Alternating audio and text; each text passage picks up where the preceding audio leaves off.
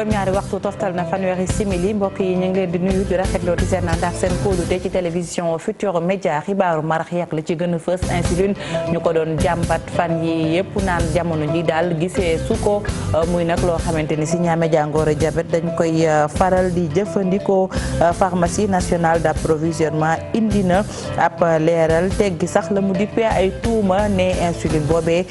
jafewu fi tey jafewu fi ëllëg lu ci mën a am di ngeen leen dégg waaye itam di ngeen dégg kuréel gi nga xam ne ñoom ñooy jàppale ñi am jàngoro ji di diabète Bruno Diatta génn àdduna aljuma ji nu génn moom nag alxamis daanu ko sargal ca palais ba bu fukki waxtu ak benn jotee lay doon buñ ca noppee jébal ko boromam laata nag ñu koy jébal boromam ci sëgu catholique yi ca Bel Air daanu ko amal ay ñaan ca cathédrale bu Ndakaaru moom Bruno Diatta seede yi di wéy ba mu dëddoo ba tey ku ci mel ni excellence Fallilou Kane la mu xam ca moom bokk na ca ak noppi liggéey bu bari ne liggéeykat la woon boo xam ne la mu xamoon bari na waaye terewut moom moomoon làmmiñam noppi la defoon. beneen ponk mbokk yi maître Alioune Badara Cissé médiateur de la République mere lool ñu nu jiite bokk na ca la ko waral ñay dund ca ferlo askan waak seeni jafe-jafe la mu gis mooy nguur gi ci boppam wala bokk ñi leen war a jàppale dañu leen a boddi loolee la gis ne rafetul tàggat yaram ak basket ak coupe du monde soxna yi am ca Tenerife ca diwaanu Espagne maître Babacar Ndiaye rafetlu na ndam li nga xam ne Astou Traoré ak ñoñam am nañ ko loolu nag di ndam lu njëkk ci équipe bu Afrique basket ci wàllum soxna yi kana ca gannaaw ndam li turam di Cheikh Sarr du ñu ne guleet liggéey ba yàgg na ba suñuy kàddu seede yi mu nga tukkee ci ñi ànd di liggéey ak moom mbokk yi ponk yango ñan taax lu ñu ñëw léegi faram fàcce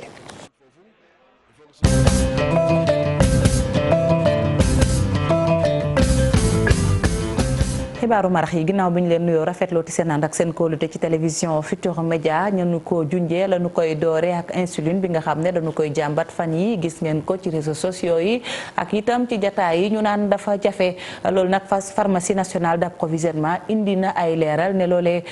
amut ndax jamono ju ñuy waxee ña ngi koy joxe ba tey lu ci mën a am kuréel gi jàppale nag ñi amee jàngoro diabète ne ñooñu di aji tawat ji waruñu leen a indil benn yoon ay jafe-jafe ak i njàqare Mame Biram Diouf Gervais Yao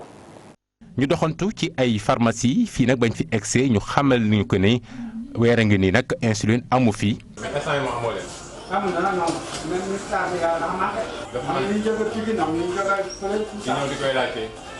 ci beneen pharmacie bi ñu ñuy xamal rek boobu ak léegi mat na ay bés kon la ñu am lépp lu xeetoo insuline googee. monté ca pharmacie nationale d'approvisionnement mel na ni mbir yi nag li ñuy wax amu ci muy manque insuline googee ndax it am na stock bu doy bu fi am. ça di tout dépend fi officine bi aussi di approvisionné wu ça aussi mën na am sax tension ci au niveau national mën na am tension ci benn forme wala beneen mais quand même tant aller jusqu'à pénurie loolu quand même dafa doy waar. bu ngeen ñëwee ci benn pharmacie xëy na amul insuline bi ñu leen bindal nañu dellu ci seen prescripteur xam na ne ñetti forme insuline a fi nekk et que vraiment ñetti forme yooyu ñu ngi permettre médecin bi mu joxe un traitement adéquat. association bi ëmb diabétique nag fii ci Sénégal mu ngi ñaawul bépp xibaar boo xam ne kat jëm na ci rek teg fitna ñiy diabétique yi ci ñàkkum insuline gi ñuy wax te amul. coopérative centre diabète insuline bi ñuy wax Mixtar ne manqué na man yor naa ci en stock junni ak juróomi téeméer yu kenn jëndagul bokkul ak yi ma doon jaay semaine passée. waxuma nag yeneen façon insuline yi kon manqué wu. teg ci it Sénégal mu ngi saytu bu baax ngir moytu nit ñiy jënd ay quantité insuline bu bari di koy bëgg a jaay ci bitim réew. boo demoon tey ci benn officine bëgg ci lu bari duñ la ko jaay donc loolu dafa am circuit boo xam ne c'est bien suivi bien réglementé. ñu ñuy gëmloo ni insuline amul Sénégal damaa yaakaar dañoo war a laaj ki wax loolu. Sénégal taxaw na nag lépp ngir kon gën a defi jéego ci jàppale ñi nga xam ni kat ñooy diabétique yi ngir insuline bi di am saa su nekk te subvention gàncee def ñu koy mën mbala sax yokk ko. Mame Biram Diouf ñu sant la gërëm la wéy xibaaru marax yi wax ci beneen ponk ak Bruno Diatta ma jiite woon protocole ca palais de la République moom nag génn na àddina xam ngeen ne aljuma ji ñu génn ñu fas yéene ko sargal delloo ko njukkal alxamis lay lay doon bu fukki waxtu ak benn jotee ca palais de la république bu nu ca jugee daañu dem ba ca cathédrale amal fa messe bu am solo ak i ñaan bu nu ca jugee jébbal ko boromam ca sëgu catholique ya ca Bel-Air moom dem si yàlla Bruno Diatta ba mu duggee ca palais ba tey ñeent fukki at yi romb na ko di wéy ña mu daan liggéeyandool ku ci mel ni excellence Fallilou Kane xamoon ko lool lañu xam ci waa ji ci boppam ne ñu nit la koo xam ne ku moomoon aw làmmiñam la mu xamoon bari na waaye taxut mu doon ku daan wax ay jëfam moo ëppoon lool wax ja néew ñu teewlu excellence Fallilou Kane ay kàddoom Alxasan Ba moo ko taataan. benn maa ngi ci wax benn boo xam ne man te bañ koy def ca la bokk Abdou Diouf waroon na ñëw Washington ma nekk fa ambassadeur 1985 la woon parce que moom moo doon chef de protocole Abdou Diouf toute sa présidence ñu dem seet hôtel ba ma war a dal bi ñu jàppoon pour mu dal fa ak ñi mu àndal ñu ne lal bii di dafa tuuti suñu chef d'état boo koy wutal lal da nga koy wutal bu am 2 mètres mbaa lu ko ëpp warula tëdd tànk yi lang ci suuf bañ ko waxee direct ci hôtel bi ñu ne loolu de du problème ñu defar hôtel lal exprès pour président Abdou Diouf bi ñu dellu seet lal bi ñu ne ko am yu baax na moo tax bi président Abdou Diouf ñëwee xam na ne lal bi wuti nag yemu daan dal ci yeneen hôtel yi bi mu ñu laajee dañ ko ne ñun de dañu ñëw seet li fi nekkoon doyu ñu changé ko yi ma ci yokk mooy visite ba jeexe lal ba jógewu fa Elizabeth Taylor benn actrice américaine bu ñu xam bu baax a baax amul plus de 1m80 waaye bu ñëwaan danaan nañ ko dugal ci lal néeg ba Abdou Diouf nekkoon. aywa mu ngoog mu doon excellence Fallilou Kane di indi ay seede ci Bruno Diatta ak liggéey ba mu daan liggéey moom Bruno Diatta sax liggéey ba mu daan def muy chef du protocole ku ne xam na nag tur wi lañ koy dégg bari na la mu laaj bari na ña ca seen xam-xam màcc jëm ci wàll wi ne ña koy def waruñoo nekk ñu bari wax nit ñi moom seeni làmmiñ la ñu war a doon soxla wul itam ngay nekk ab diplomate waaye itam faaw ngay wax ay kàllaama yu bari Alxasan Ba ak Jaafara Ba. mu mel ni kon moom mooy ki ëpp li muy wéet ak njiitu réew chef de protocole nekk ki nga xamante ni ku téye làmminam la xam li ko war xam lu bëri itam noppi mission nekk mission bu noble wante itam complexe diplomate de carrière bi nekk à la retraite Fallilou Kane xam na ci lu bëri. da ngay xam lu bëri wax lu néew moo ñu dal ñun diplomate lu ci bëri ci li ngay xam keneen même sa soxna sax waru koo xam. la ngay xam ci sa kilifa ci intimité am ci famille am amul keneen ku koy xam. Sénégal am juróom benni chef de protocole ginnaaw indépendance am ak léegi Pierre Joseph Senghor André Coulibaly Cheikh Sélé Guèye Doudou Cissé Cheikh Lay ak Bruno Diatta ngir exercer fonction bi nag jarut sax ngay nekk diplomate. war nga xam itam luy relation internationale. jar na nga nekk diplomate wala. jaaru ko waaye nag jar na nga mën a xam ràññee bu dee envoyé spécial d'un chef d'État premier ministre envoyé ambassadeur extraordinaire ambassadeur ordinaire chargé d'affaires en pied ou simple conseiller chargé d'affaires war ngaa ràññee ku ci ne cër bi mu am loolu tax foofu day kenn mënul yombul waaw. chef de protocole nekk ab professionnel ci wàllum communication événementielle wante itam diplomatie danañuy faral di gis ci ay réew pour yenn visites yi ay chef de protocole dana tax ba njiitu réew de déplacer sax dem teeru ji ay ganam li ni mel sax nekkoon na ab problème fële ca France wante ca mujjantal gi réglé nañ ko. Alassane Ba jërëjëf ñu wax ci leneen mbokk yi muy dawal woto yu mag yi ak itam seen mer gënu mer daal ci li nga xam ne dafa aju ci li ñuy fay ca charge à l'essieu ñoom nag nga xam ne ñooy Afrique Pesage indi nañu ay leeral ci mbir mi nee ñu nguurug Sénégal ci boppam dafa jëloon ay dogal wàññi la ñuy fay mu tàmbali fukki fan ak ñaar ci weeru sattumbar bi ñu nekk ci noonee dañuy teewlu Aziza Ngoy bokk ca liggéeykat ya ca bërëb boobile ay kàddoom ki ko taataan di Mamadou bi pas Sissoko ànd ci ak Modou Diop. pays membre UEMOA yëpp ñoo déggoo ci lancement application intégrale bi à partir du 1er septembre 2018 bu ci loolu wee fukki fan tegu ci ministère convoqué ñu ñëpp ñu bokk wàllum transport mooy syndicat yi mooy transporteurs yi mooy représentant plateforme de chargement yi ndax xoolaat ni ñuy mën a doxalee application bi mu gën a yomb ci transporteurs yi li ci génn mooy dañoo dellu ci li ñu doon fayeeku mooy 4000 francs la tonne 12000 francs en national 12000 francs la tonne en international.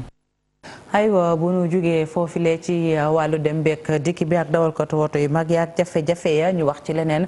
muy commerçant yi ànd ak ñi nga xam ne ñoom ñooy sapeur pompier xool waxtaan bi nag la ci aju rek mooy lakk yi nga xam ne day am ci marché yi naka la ñuy def ba dakkal ko ndaje mënu amoon doon ci waxtaanee ma nga doon amee ca caserne Malick Sy ka ko teewe woon di Tidiane Cissé ak Thierno Laurent Mendy. kuréel gi ëmb jaaykat yi ak industriel yi ci Sénégal ñoo doon amal ak sapeur pompier yi benn ndaje ci caserne Malick Sy bu pompier li ko waral mooy waxtaane lakk-lakk ji am ci marché yi ci Sénégal bu ñu sukkandikoo ci kuréel googee ñu duppee ko UNACOIS Yessal li faral di indi lakk-lakk yi ci marché yi bokk na ci. branchement yi ni ñu koy defee baaxul parce que bu fekkee da nga am benn compteur yow nga moom ko installé ci juróom-ñetti nit ci sa côté parce que loolu mooy jur musiba rek te ki nga xam ne moo am compteur bi di leen jox courant. bu problème amee day dégager responsable da koy nëbb sax ñoom dañu koy nëbbal du ñu wax ne moo ñu joxoon courant wala dara ñoom ñëpp ñooy ànd na ci loolu itam ñun dañ koy ñaawlu te vraiment ñun duñ ko cautionné. lakk-lakk yi ci marché yi ci Sénégal doon na lu ñu nemmeeku ci région yu bëri moo tax UNACOIS Yessal di sakku ñëpp joxante loxo ngir rekk xeex bi doon benn. préventif dana laaj sax ba ñun ñu dem ci benn hôtel à l'appel def fa benn séminaire woo commerçant yëpp ñu ñëw ñi nga xam ne mënuñu ñëw ñoom ñëpp seen représentant ñëw ñu defal ñu foofu benn séminaire boo xam ne bii buñ ca jógee ku ci nekk boo demee ci sa marché da nga mën a yeewaa marché bi loolu itam waxtaane nañ ko fii. ministre de l'intérieur danañ def benn effort pour bouche yi ñu yokk ko waaye ñun itam suñu représentant marché yi dañ leen wax comme que ñun ñooy yëngatu ci wàllu xaalis ba pare marché yi suñu marché la ñun itam danañ fexe ba dimbale gouvernement bi ci loolu chaque marché commerçant yi góorgóorlu ba jënd quelques bouches yoo xam ne yi dana renforcer yooyu fa nekk. branchement clandestin yi ak gaz bu ñu jëfandikoo ci marché yi doon na lu mën a jural saxaar si ci marché yu bëri te xat-xat yu ñuy gis ci marché yi nekk na lu mën a jafel liggéey sapeur pompier yi ngir rek intervenir saxaar bu amee. ñu leen ko waxoon ci bopp xibaar yi maître Alioune Badara Cissé mere lool ñenu jiite bokk na ca la ko waral askan wu ferlu ak jafe-jafe yenu dund la mu gis mooy dañu leen a woon gannaaw ci jafe-jafe yoo xam ne waroo seen leen ca taxawu ñu teewlu maître Alioune Badara Cissé médiateur de la République. nangu mënu ma woon gëm ne ci suñu réew am na ay gox ak gox-goxaan yoo xamante ni dara amu fi. ñaar fukki village ak juróom-ñaar yoo xam ne ñu ngi ci ferlo bi waxuma fukk yi nga xam ñoo ngi ci booru tali bi yoo xam ne amul yoon bu fi ñëw réseau téléphonique moom kenn waxu ko tey jii sama njaboot bu ñu ma soxla woon wala président de la république soxla ma ci lu jàmp du ma mën a jot ce n'est pas possible ma jàpp ne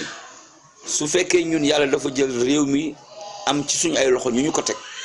ñooñu war nañu wëlbati ko askan wi am seen yërmande. gis naa ay xale yoo xam ne naax lañu ay junne gune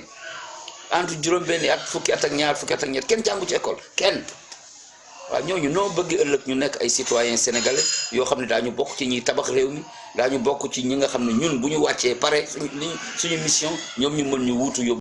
bu ñu jógee ca Ferlo ñu doxantu ba dëkk bu ñu naan Boffa Bayotte tur wi si woon lool ay jamono bu leen fàttaliko ak fitna ga fa amoon ak bakkan ya fa faat woon soxna yuy dox ay tànki jàmm ànd ak seeni naataangoo yu fekk baax Gambie ak Guinée Bissau bokk ab jotaay waxtaan la ñu bëgg mooy MFDC ak nguur gi ci boppam fexe ba xool naka la ñuy def ba juboo am ci ndax jàmm ca Casamance dañu ko soxla Boubacar Diassi Lamine Mandia ñoo teewoo ndaje mi ngir yéen. dal bi am ca Casamance mat na léegi ay weer yu bari daanaka gënalul jigéen ñu bokk ci plateforme des femmes pour la paix en Casamance ak seeni ñooñ yu jóge Gambie ak Guinée Bissau ngir amal am waxtaan bu yaatu ca Dinaaki te mu bokk ci jéego ju ñuy teg ci wàllu wutum jàmm ju dul jeex ci bët saalum réew mi. Depuis le problème de Boffa Bayotte. gannaaw jëf ju ñaaw ju xewoon ci Boffa dañu seetlu ne yeneen xew-xew yu kenn rafetluwul ñoo am ci diiwaan bu Casamance ñun ñëpp ko dund te mu naxari képp ku fi nekk loolu lu muy tekki rek mooy jàmm ju ñëpp di yootu fii jàmm jooju amagu fi daanaka sa yoonu jàmm ji dafa gën a gudd te sax dañu war a booloo te liggéey di wax ni société civile jàmm la bëgg. Et qu'ensemble la société civile réclame la paix. jigéen ñi ne nañu dañu bëgg a jàmm. jigéen ñi ne nañu dañu namm jàmm ci biir Casamance jigéen ñi ne nañu pour que MFDC ak état du Sénégal nañu toog waxtaan te lépp ñu luy waxtaan nañ ci boole jigéen ñi ndax jigéen ñi dañoo am seen soxla jigéen ñi nañu dañoo yàkkamti négociation yi am muy négociation boo xam ne duñu bàyyi kenn ginnaaw ñëpp lañ ciy boole ñëpp ci mën a wax ñëpp ci am lu mu war a wax donc nañu oo ñëpp muy waa MFDC yëpp ak waa organisation de la société civile. taamu bu ñu taamu Dinaaki lii ni mel ko wundu. Alors le choix de notre commune n'est pas un hasard. taamu bu ñu taamu suñu commune du taamu ju neen ndax suñu commune dund na ay jafe-jafe yu bari. Même dans le conflit Casamance. ñu gis que Dinaaki bokk na ci dëkk yu bari Casamance yoo xam ne ni yëg nañu mettitu conflit armé la mais population Dinaaki dañoo jóg tàkku ne il faut que jàmm dellu si seen biir dëkk ñu jóg nag def fi ay jéego ku ci nekk liggéey ba nga xam ne tey macha allah jàmm dellu si na fii biir Dinaaki. ñu ràññee ci Dinaaki te waayu mbootaay yu bari yu bokk ci li ñuy duppee société civile la.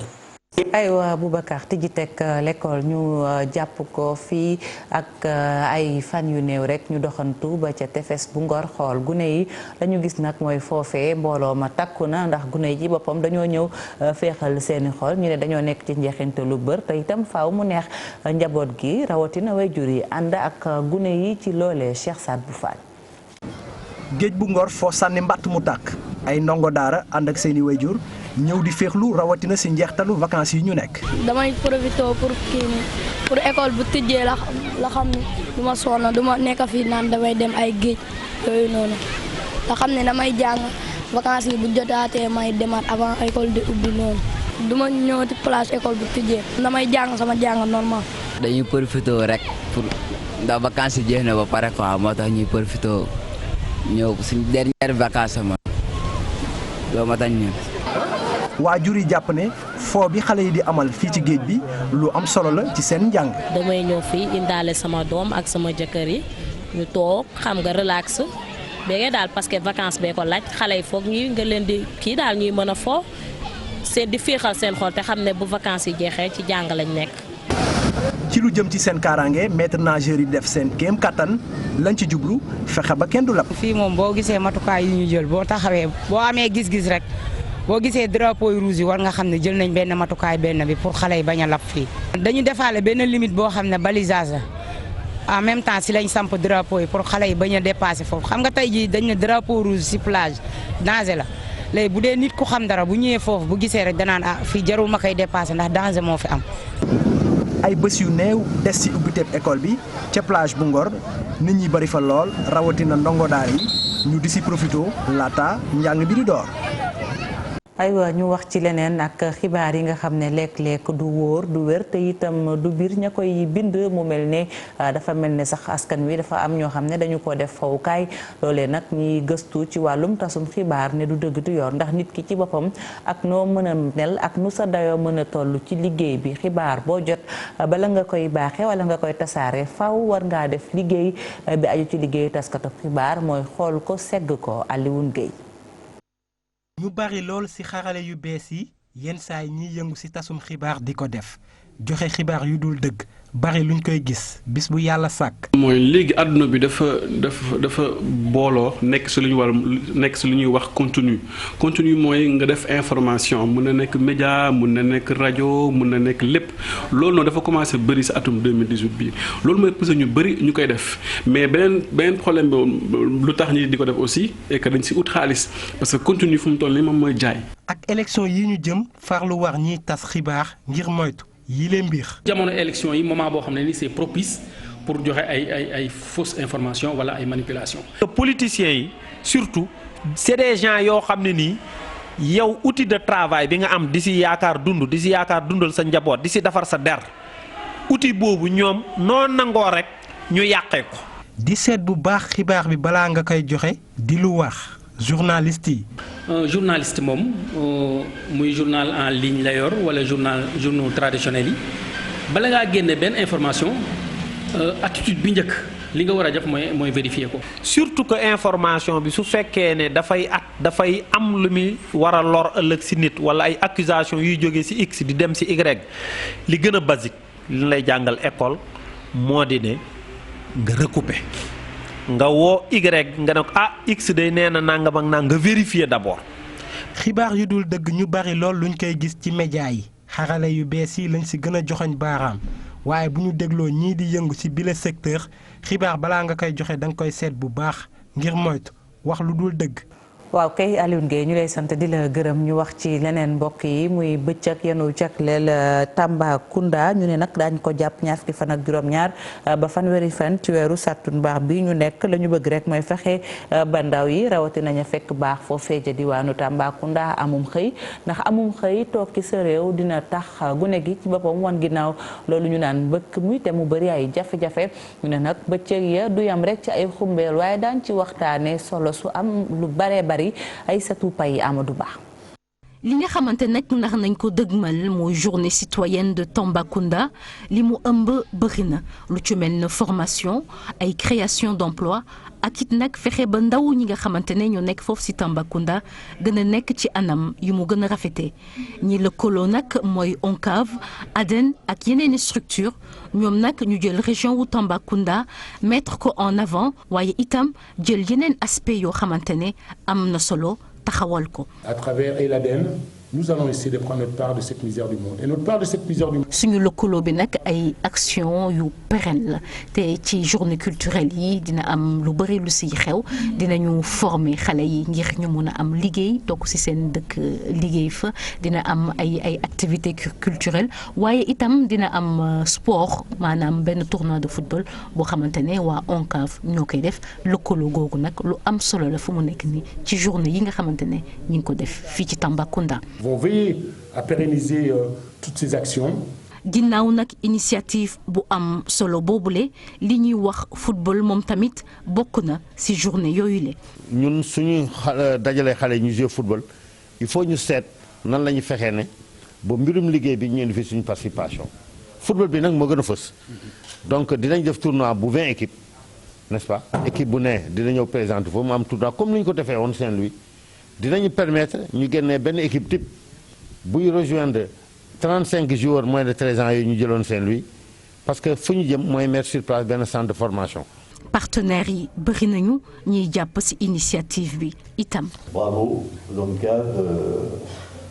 man sax dama kontaan ci liggéey bi ndaxte lu am solo la boole ADEN ak ñi nga xamante ne ñoom ñoo di waa ONCAV man dama ci kontaan loolu ndaxte Tambacounda sama dëkk la ñun yàgg nañ fi nekk boo leen xoolee atum 1995 ba tey ñu ngi ci liggéey surtout nag di liggéey ak ndaw ñi. commencer à construire avec des jeunes. kuréel yi nga xamante ne mi ngi mel ne ADER ADPME bureau de mise à niveau des entreprises ñoom ñëpp nag lëkkaloo ak ONCAV ak société bi nga xamante ne mooy Eiffage ngir rek gën a tàggat ndaw ñi ngir ñu xeex li nga xamante ne mooy immigration clandestine naka lañ koy defee jox leen ay jumtukaay yu wér.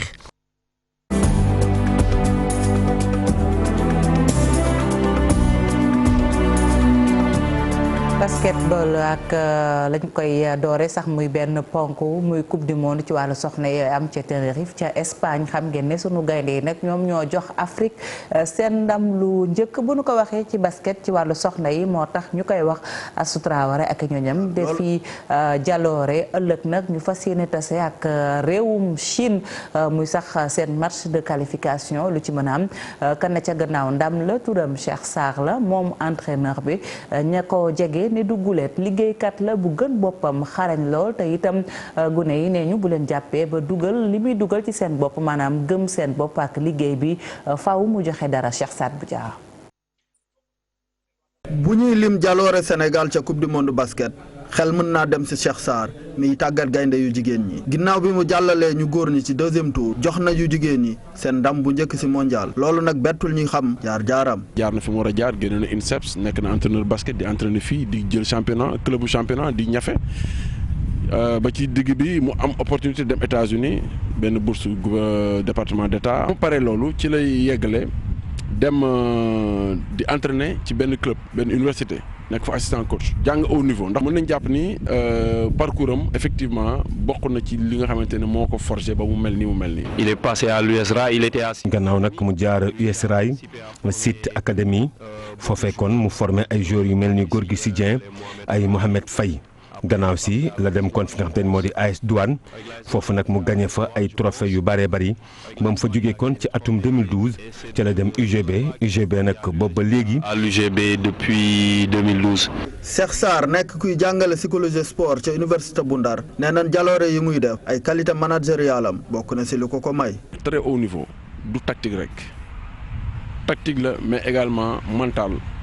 ak discours boo xamante ne da nga koy jàllale di ko wax xale yi di ko nangu di ko incrédulité ba pare digloo ko delloo. nit la doyul kon ngir gagné moom moo liggéey kon ba teg système boo xamante ni bu am solo la def ci nopp gone yi. joueur cette targne là. nekk ba faw entraîneur Sénégal bi njëkk am ay ndam ci mondial ci jigéen ñi comme ci góor ñi Cheikh Sarr mën na wéy di gën a jugal turam ci histoire bu Sénégal. Yacine Diop ak i ñoñom ëllëg bu benn waxtu jotee ci bëccëg ki lañ fas yéene tase ak réewum Chine ñu leen di ñaanal ndam di leen ñaanal mbokk yi seen safo ak seen kóolute saa si seen noppi na ci xibaar yi ci français ñu fanaan jàmm.